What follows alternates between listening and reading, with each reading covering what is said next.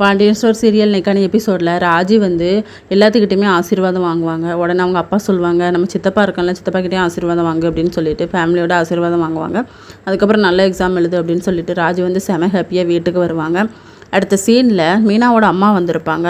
அப்போ அவங்க சொல்லுவாங்க, நீங்கள் எல்லோரும் சென்னைக்கு போகிறீங்களா, எங்கள் அண்ணா வீடு அங்கே தான் இருக்குது, அங்கே ஸ்டே பண்ணிக்கோங்க, நான் மீனா கிட்டே எவ்வளவோ சொல்லி பார்த்தேன், ஆனால் அவளுக்கு புரிய மாட்டேங்குது அப்படின்னு சொல்லி கோமதி வந்து சரி நீங்கள் 2 பேருமே போயிடுவீங்க உங்கள் வேலையை பார்க்க, நான் வீட்டில் சும்மா தானே இருப்பேன், நம்ம அங்கேயே ஸ்டே பண்ணிக்கலாம் அப்படின்னு சொல்லிட்டு கிச்சனுக்கு போகிறாங்க. மீனா பின்னாடியே போவாங்க. மாமா வீடெலாம் நம்மளுக்கு செட் ஆகாத அத்தை, நம்ம தனியாகவே இருப்போம்னு எவ்வளோ சொல்லி பார்ப்பாங்க. இல்லடி தனியாலாம் இருக்க முடியாது, அங்கே ஆட்கள் நிறையா இருந்தால் பேச்சு துணைக்கே இருக்கும்ல அப்படின்னு சொல்லிட்டு செந்தில் வந்து நீ என்னை விட்டு போனால் ஜாலியாக இருப்பேன்னு சொன்னால, எப்படி இருக்கேன்னு பார்த்துக்கலாம் அப்படின்னு சொல்லி அப்புறம் ராஜி வந்து கிளம்பிட்டு இருப்பாங்களா. கிளம்புனதுக்கப்புறமா நம்ம கதிரும் வருவார்.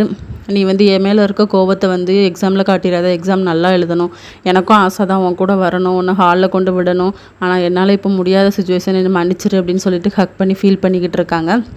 அப்புறம் ராஜு வந்து அதெல்லாம் பரவாயில்ல அப்படின்னு சொல்லிட்டு சிரிச்சிட்டு போகிறாங்க. இன்னொரு பக்கம் எல்லாருமே கிளம்பி வெளியே வந்துடுவாங்க. கோமதியை மட்டும் காணும். என்ன இவளை இன்னும் காணும் அப்படின்னு சொல்லிக்கிட்டு இருக்கும்போது பெரிய லக்கேஜோடு வருவாங்க. முகம் வந்து டல்லாக இருக்கும். என்னன்னு சொல்லி பார்த்தா, நான் வீட்டில் இருக்க மாட்டேன்ல, நீங்களும் பத்திரமா இருந்துக்கோங்க அப்படின்னு சொல்லிட்டு ஃபீல் பண்ணிக்கிட்டு இருப்பாங்க.